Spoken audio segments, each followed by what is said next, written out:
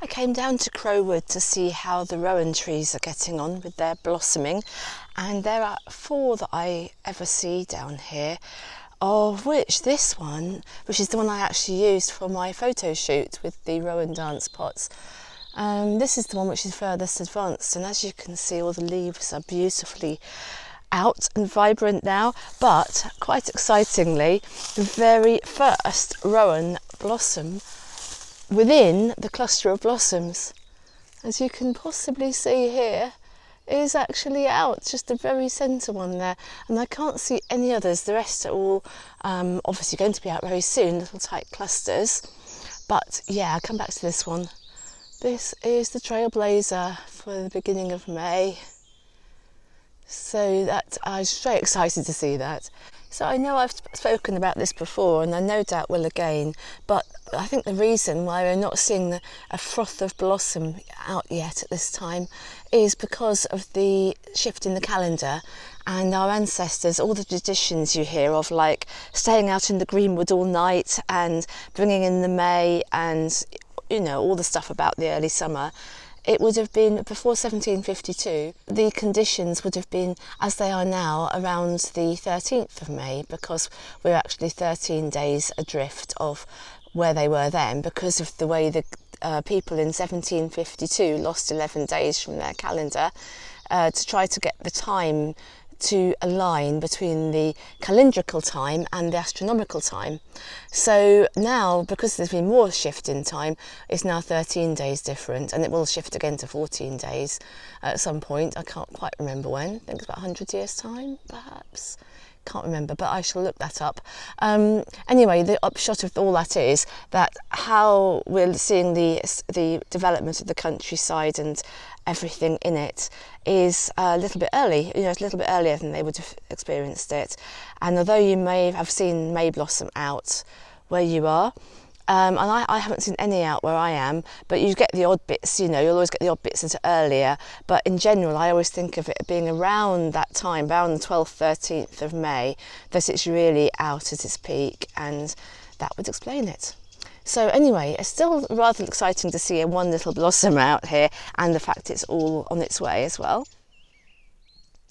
It's just coming to dusk time, really. It's quite getting on. I don't know what the time is. It's probably about 8 o'clock perhaps in the evening, and which is lovely to think that it's still as light as it is.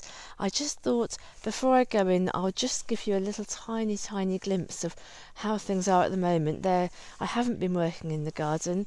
I've been very busy with my candles, and that has and not just making candles themselves, that's the tip of the iceberg, but all the stories that go with them, and suddenly having a thought, I must go out to this hill and video this or photograph that. And of course what suffers is what's actually at home, the garden. So there's a lot to do. It's been extremely dry. Last 3 days I have given the little trees some water, and I think they're actually already responding to that. But that is just the start really of what I need to do.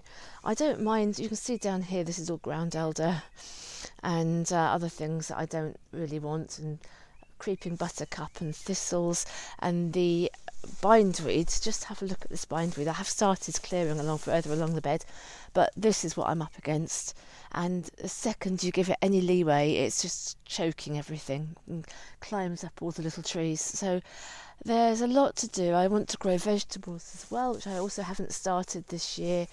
The trees here are intended as a food forest. So a lot of them are actual fruit trees. Like this little one actually I'm stood in front of is a damson, for example. And there are quite a few apple trees which are beautifully in blossom at the moment.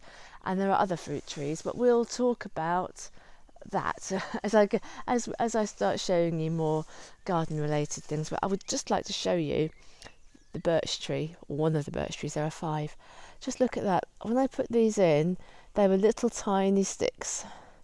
And I mean little tiny sticks because I bought all these trees as hedging plants. They're sold along with hedging plants, and so they're just like about 3 or 4 feet high at the most, and just a single stick mostly.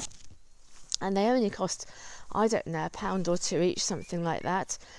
But so that's why it looks as if I've got a lot, because it's too tempting. You have to buy them in groups of 5 a lot of the time, so of course you end up putting in 5 of each thing. I know it's not very attractive with that telegraph wire, but I just wanted to give an idea of the heights really. But I think that my favourite, not favourites, you shouldn't have favourites. This is actually probably a favourite. This is an apple tree called Adam's Pearmain, which I wanted because the name is Adam, which was my son's name. And this is really my pride and joy of the alders, because there are 5 of them, because I bought a bundle of 5, and they have just gone so mad. They're so happy, and they even had little catkins, and now they're getting, I don't know if you can see, they're getting little tiny baby cones. I'm so excited. Who would have thought that I could have in the garden here alder trees that have actual real alder cones? And they just seem very, very happy. Basically, they just seem to really like it here. I don't know what it is about the garden, because I always thought alders, well, they do like growing in damp places, and it's the opposite of damp at the moment. But even when it isn't, it's not a wet garden. It's just, well, it's not wet or dry really. It's just the earth is quite standard, and it's not one way or another. So anyway, that's probably all that we need to look at today, just to give you an idea of the starting point. On the plus side, even though there are lots of things that we probably wouldn't desire that have just grown up by themselves, also conversely there are things that are beautiful that have grown up by themselves, like this lovely ground ivy, herb robert, and all the aquilegias. There are so many aquilegias, they're going to be absolutely amazing very soon. So I shall look forward to showing you those as well. So I know this is just a little tantalising glimpse for now, but I just wanted to lay the scene for and show you the kind of starting point, and then hopefully over the season there should be, fingers crossed, a lot more to see as I continue to work on the garden and work with the garden more than working on the garden, work with the garden